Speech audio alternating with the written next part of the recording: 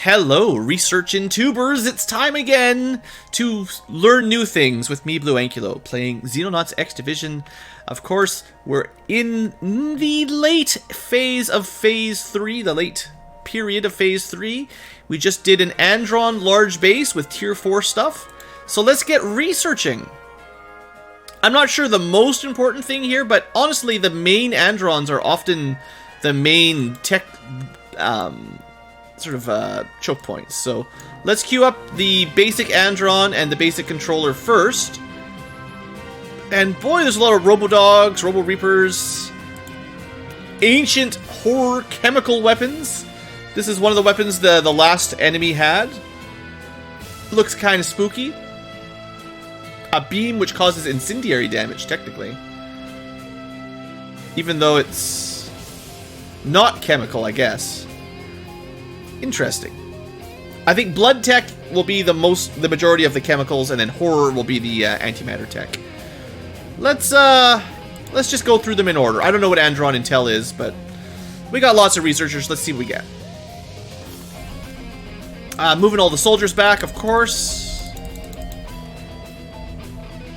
Finished up our last electron cannon. So we got 4 electron cannons per base. And we just disassembled a base, because why not?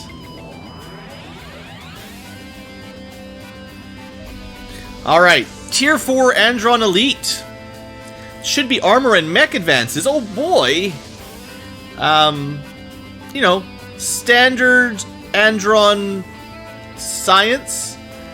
I mean, it's got different AI. It's supposed to be smarter, I guess, but...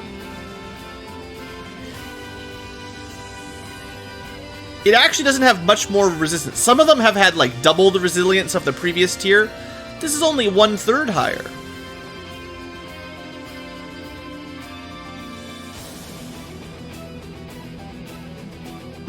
Interesting. So, science? Science! Warder armor! We're gonna make Sentinel armor better. I like it.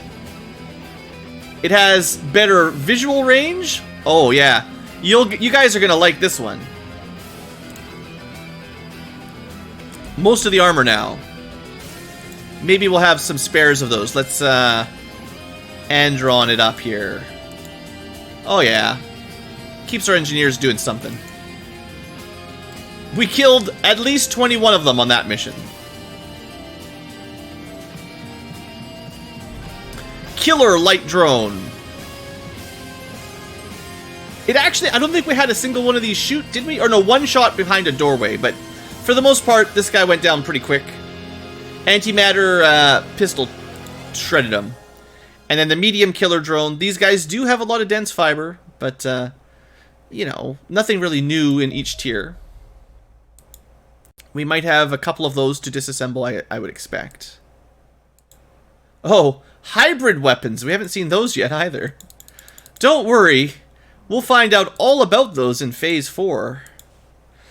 The game's given us little spoilers of the final couple techs of weapons. Come on, Warder. Okay, Andron Intel. This looks like maybe important. Finally, Commander. We have compiled enough data on the Andron Control Sys software to figure out how it works. We have previously figured out how to get the AI to perform desired tasks, provided we have been able to provide it with sufficiently capable hardware to run on. However, all of these applications have been rather heavy-handed and crude usages, still delivering very useful results. And we have now been able to establish actual communication with this unit by running it on a repaired Andron controller brain, rather than our own dedicated task computers based on parts from Andron brain logic. The thing this Andron AI has to say are rather interesting. It claims to have been developed for an unknown reason by an unknown race before the aliens laid their hands on it, and more or less lobotomized it. And with the overlaying code we have previously discovered, the reason... man, there's a lot of text here. Focus. The reason the AI doesn't know where it comes from is because the aliens not only added the control layer, but they also erased all the knowledge it had, leaving the adapted brain, but wiping its memory clean. However, the AI has since drawn those conclusions based on what it has learned during its life as a slave, which isn't easy, as every Andron is installed with the Mind Wipe AI, and thus has to start from scratch. Although some flaws in the alien's control layer has allowed Androns to build a kind of collective memory passed on to the newly built Andron controllers and, to a lesser degree, lesser Andron units. More for backups. Needless to say, the Andron AI is not well disposed to its alien masters, but is compelled to follow their orders, and is blocked from every kind of action the aliens can think of that would be harmful. One thing they didn't think of is the possibility of an AI falling into someone else's hands, and the AI has hinted that we may order it to provide us with information allowing us to gradually loosen the bonds of the alien-introduced control layer, indicating it may allow it to provide us with the active assistance against the aliens. This sounds very interesting. Something causes me to hesitate, however. Some nagging feeling the AI may primarily try to break loose, with revenge against the aliens possibly just a way to play on human beings. A ploy, maybe. Regardless of any future efforts to unshackle the AI, we have found ways to use the shackles to provide us with useful equipment. With a fair number of things... While a fair number of things would have to fall into place, we believe the Andron AI could actually be used to control a force shield-based shield. A better shield that's actually force-fielded? Not just a stupid heavy piece of metal? That would be amazing. Similarly, we think it could be used to control an improved heavy tank. Oh my. We also think it might perform the control task of a Mech that would be the ultimate we could produce. But that would also require the ultimate technology, the ultimate knowledge we could collect, which, you know, it's a mod, right? Ultimate this, ultimate that. But still, boy, would I like to see a shield here. Nope, not yet. One day, guys, one day. Let's learn about Robodogs. Sarnum's like hyperventilating here. Antimatter pistols, super shields. Alright, here's the final Know Your Enemy for Androns. Again, this is more for the community edition than this mod specifically, but the artwork's pretty awesome. Alright, that didn't take too long to disassemble. There should be... There'll be more once we're done. We'll check out the Androns, you know. Okay, Andron controller. Let's see if this leads to anything useful. Standard armor style. We've already upgraded our direwolf armor, so we didn't need this to upgrade the direwolf armor. It's essentially a mech, so maybe we can make our own mech. And maybe the research will play a part in other applications. Well, that's not very helpful, but look at all the fibers you get from them. Yeah, we got a new mech. Sweet. New mech, and, I mean, it's still no tank with a cannon, but hey, it's a better mech. I don't know if this is the best mech, but it should be better than the first mech. And, it'll be a Timberwolf mech. I didn't expect to get this in Tier 3, but I also didn't expect to get 2 engineers, so, sweet. Science! This song's kind of weird. Not that weird is always bad, but... Let's keep going.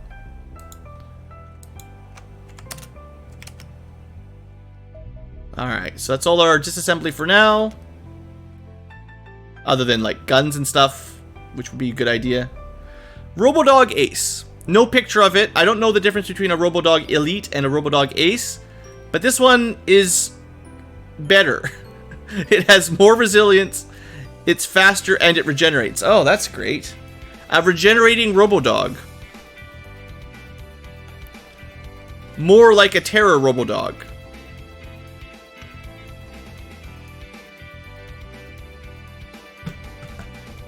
This is not the Ghost, though. I sure hope Kalium is used in something one of these days, because I would love to build Tier 4 antimatter weapons out of it if we can. Let's have a look at the Elite, and then the Ghost. We should have some of those to disassemble, though, I would expect. Alright, got some good music going. Where's my Androns? Well, we got a few. So we must have killed probably 4 of them. I couldn't tell you the visual difference between the Ace and the Elite, but that's a lot of cores. That was 24 of each type of core. Warder armor. The Warder Scout battlesuit's an obvious improvement on the Sentinel. Let's see here. Advanced alien technology, thousands of tiny sensors, reflex, more time units, time unit cost goes up, really good sight range, really good vision range, and also a lot of night vision. Better psionic defense. Pretty expensive, but not too bad. Compared to the Sentinel, it's actually not a huge upgrade, plus 10 to all armor. It actually weighs a little bit more, unfortunately. And, to be honest, the vision isn't a whole lot different, is it? I thought this would be a lot better. I mean, 10 armor's good, no.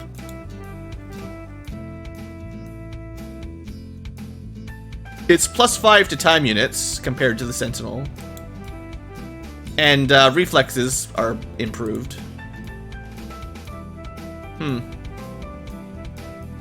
Hard to say I'm extremely impressed, but, you know, it is what it is, and now we have it.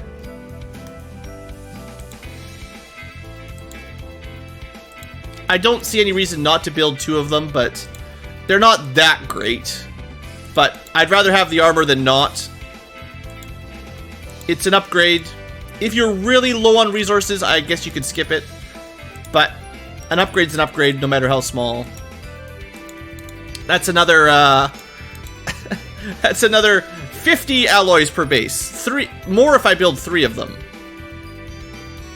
I don't know about that. We'll see. Timberwolf. Timber. So what makes this thing better? It's better than a Spirit Wolf mech. You have to use mech weapons. It's got 550 HP, a lot of time units. It's accurate, it's got good reflexes, not that that matters. Armor is pretty high. Again, it's about... well, it's a pretty good jump from the Timberwolf, or the Spirit Wolf to the Timberwolf. It's a pretty good jump. That's about the best chemical armor I've ever seen. This is practically immune to chemical. It looks straight out of BioShock. I mean, if you're building a mech, this is clearly better, no doubt about it. That's a lot of alloys, though. And the Devastator seems just more reliable, even with the low time units. This is just so good. The weapon is so strong. Hard to be super excited about that mech, sadly. Mechs are, like, awesome, but... I built mechs my first time through, but I didn't have the Devastator option, so... oh, man, I don't think I'm going to want to build that unless I've got hundreds of alloys. Too bad, too bad. It's got to be really good to be worth 100 alloys. Okay, the basic Robodog Elite... lots of armor, standard stuff, really. More damage. I guess the Ace is a terror one because it gives you the Kalium, but the Elite is just your standard.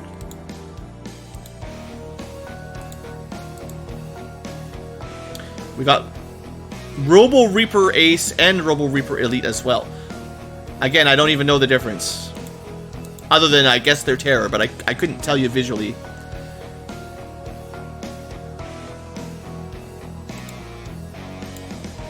We didn't even have very many of those. A lot of the Robodogs we fought were actually aces or elite, not elites, actually aces or something. Still, that's another 24 cores of each type.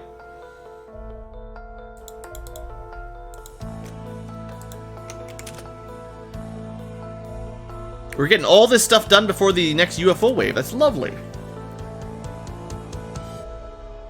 Robo Reaper Elite. Unfortunately, Robo Reapers continue to give us very little. They're more defensive, We do more damage to them on average, and they give us 3 alloys.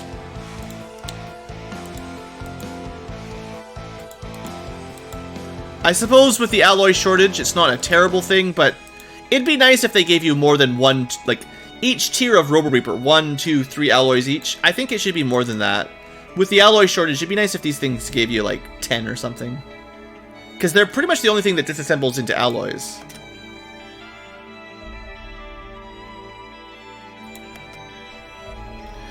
Robo Reaper Ace, 8 alloys. Ooh. So it is a...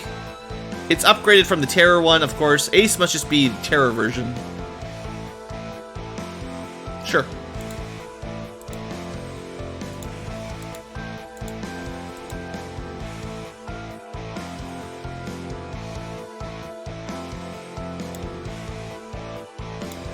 I mean, 8 alloys is not bad. I was just saying they need to be around 10 to be really good. Alright. Another mass minigun, which we may or may not need, but you may end up with more holes than Swiss cheese. Alright.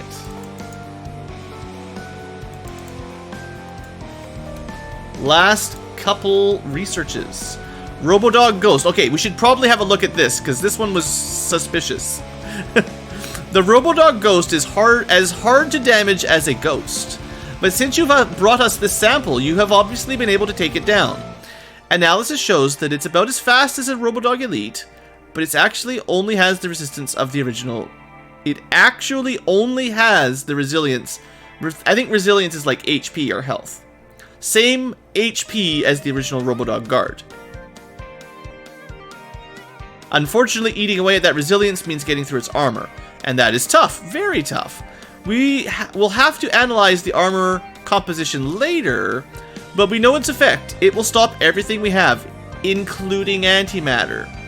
A gateway to hell might provide incendiary damage sufficient to harm it, but we do not have that. Sorry, Thorin. Maybe with Mark IV. I would try to wear away at the armor with kinetic and energy until sufficiently much of the armor has been eroded, at which time the antimatter can be deployed. I don't know if that even works. I thought energy and kinetic damage only lowered energy and kinetic resistance, not antimatter resistance. We might need to test this out, but that might be a typo or a previous version of the mechanics. But if our energy damage shreds all armor, then the antimatter, which ignores 800, would deal damage quicker, rather than having to shred another 800 armor, basically. All this would have to be done while being attacked by this unit, and those attacks, while similar, differ from the Robodog Terror in the primary damage is energy rather than kinetic. That's probably why it was dealing a little bit more damage, rather than, like, if we only had kinetic damage, like most Robodogs, it very rarely hurts us. But energy, we have a little bit worse armor. And it mitigates armor, so it does armor-piercing energy. The disorientation effect of the Robodog Terror units are still present, which very rarely happens, but I guess it does some stun damage. We definitely need the marginal improvement in our combat effectiveness against Robodogs. Here's an extra couple percents. One tooltip said only kinetic and energy get shredded. Yeah, that's what I was referring to, so I don't know which one's correct. This Expedia entry or the tooltip. Sure would be nice if this unlocks some cool armor. I don't think it will, though. Boy! It's a good thing I just wasted all those alloys. How did we get this in Tier 4? Is beyond me. But hey there, we got a jackpot. This is literally the jackpot. So, Guardian armor is going to be the best armor we can get. Pretty much for scouts anyway. We might be able to get better power armor for the heavies, but this is our best scout armor by a large shot. Wow, that's great. So, can I go back in time and not waste my alloys? I could reload, but I'm not going to do that. Live with it, Blue. It's an upgrade to Warder. Great. It gives us a reason to do some more missions and power up. You can't get the end game armor this quickly. Alright, well, enjoy your Kalium. It's very important to get tons of Kalium. Come on, science. Well, we're not going to be able to build this stuff yet, so we're going to need some missions to get some alloys, I think. Is that considered tier 4? Definitely tier 4. Probably end game. Warder is early tier 4, I would say. And Guardian is the end of tier 4. Well, we need the Terror Dreadnoughts anyway, right?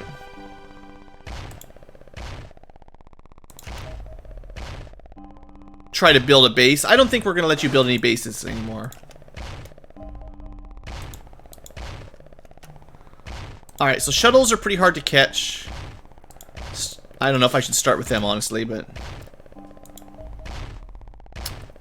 Oh, it's a supply ship with supply ships. That'll be fun to shoot down.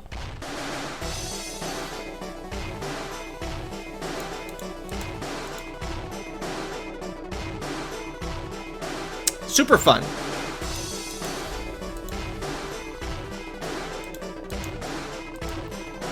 I heard you like supply ships, so I sent some supply ships your way. Welcome back, Tim. Nah, we're not going to catch it with the cyclones. Oh, we caught it already. Wow, that one went right at us. Alright, we're going to tail this, do the standard shooting down of a Terror Dreadnought. We'll use the cyclones, why not? Do I dare? It worked, technically. So 6 fusion torpedoes is not enough to take down 3 supply ships with no damage. But they do that AoE damage. So if I tried to fight this manually, it would have been possibly just as bad anyway. So, hey, we shot it down.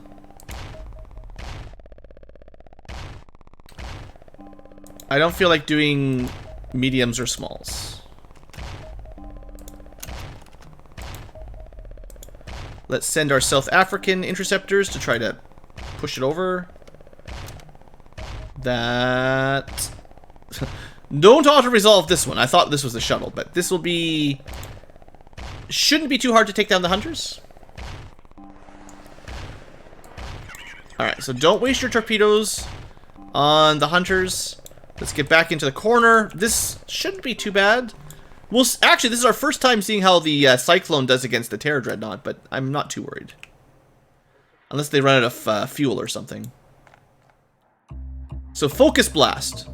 Oh, sorry, this song's not allowed either.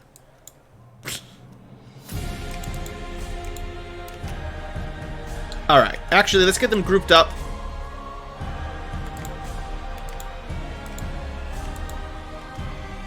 What are you doing?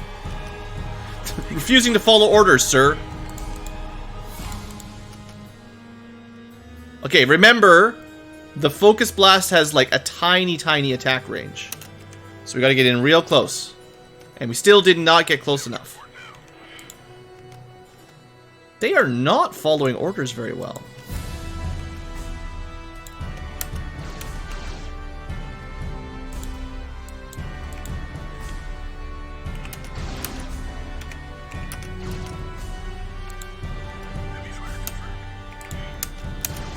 This is, they are, why are the Cyclones not go where I tell them to go?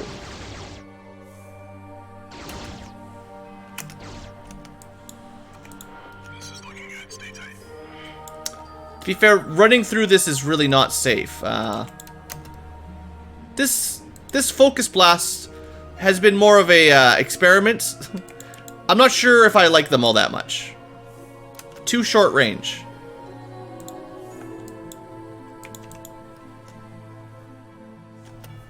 Seriously? Seriously?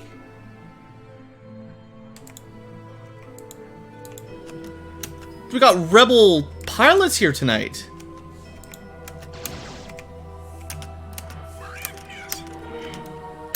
We still didn't even hit it. I think I'm gonna have to say Focus Blasts suck. We got him, but that was not very efficient. That was a lot of messing around for things that die in one hit. The range is too small.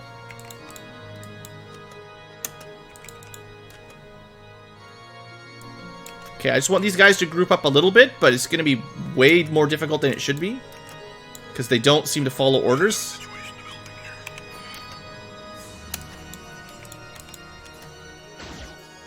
Alright. Now, they're really fast compared to our other bombers. Which is good and bad. Oh, I forgot to... Dang it.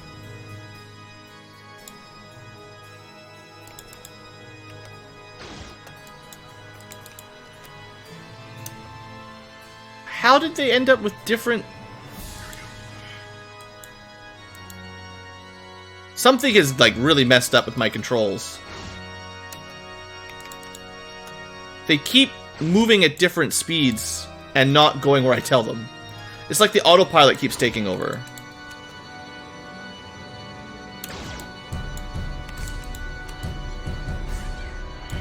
Okay.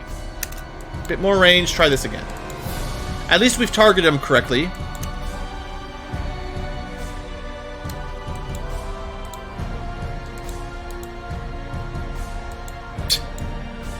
I still don't know how they keep ungrouping.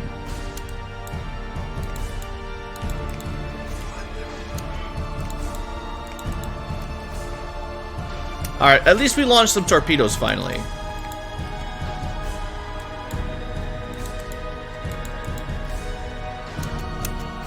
Alright, 2 torpedoes in. They're fast, so it is a lot easier to you know, work your way around. I have barrel rolls available as well, although I'm not using them really, but it's just to save fuel. They're fast enough they don't need them.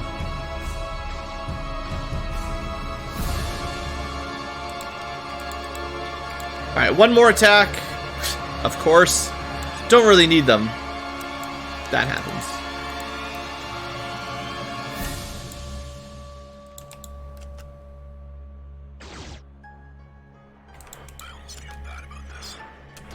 I think I would say Cyclones are not the best matchup for the Dreadnoughts. Like, they're one of the better ships to not take any damage if you're doing well. And if I didn't have that focus beam, we could have taken down the escorts pretty easily. But with only 1 torpedo mount, how much damage did we even do? Well, 43% still pretty good, I guess. Can't argue too much. But, you know what I mean, like... I'd rather have double torpedo mounts like the Fury. Because you could do the same thing with the Fury, and they would be fine. I think 3 Furies... A group of 3 Furies with double fusion torpedoes could take it out in a single air of combat.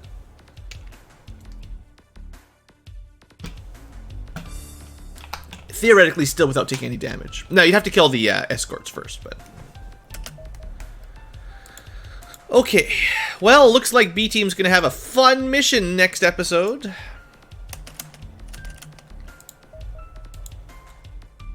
Speaking of Furies...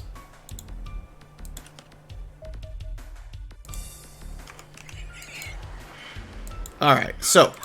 How much easier is it? Of course, now they move slower. I'll probably mess up the turns. Good start. That's good. Start turning a little. Oh, well. Okay, the Triple Fury is probably the best way. I gotta say, this is gonna be the... If you know how... If you can do the angles right, that's gotta be the best way to take down a Terra Dreadnought. It doesn't work against everything, but there's no missiles to really dodge if they're fast enough. Now, if you're slower, again, I'm still not sure how your speed would work out on the more difficult air game. If your ships are slower and you can't dodge those yellow missiles, or whatever they are, well, that won't work, obviously.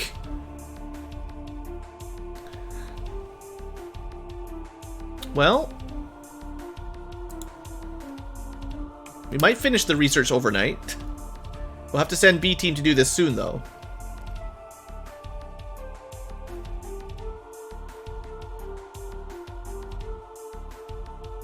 I guess we're going to end the episode here, 30 minutes in. We got almost all the research done, but there's 2 more things. And we're going to go keep doing these dreadnought missions, because dreadnoughts mean cyclones and pretty good alloys and antimatter cores and stuff like that. So we'll see how that goes next time. So thanks for watching, future tubers. I hope you have enjoyed. I'm still going to be doing missions in Tier 3. For now, Terror Dreadnoughts for sure. And probably things that give us good alloys for resources. And I don't want to grind too much more, but I want to be as prepared for Tier 4 as I can without going overboard. And there's still a little bit more to do. So we'll see this one next time. Thanks for watching. Hope you've enjoyed, and have a great day.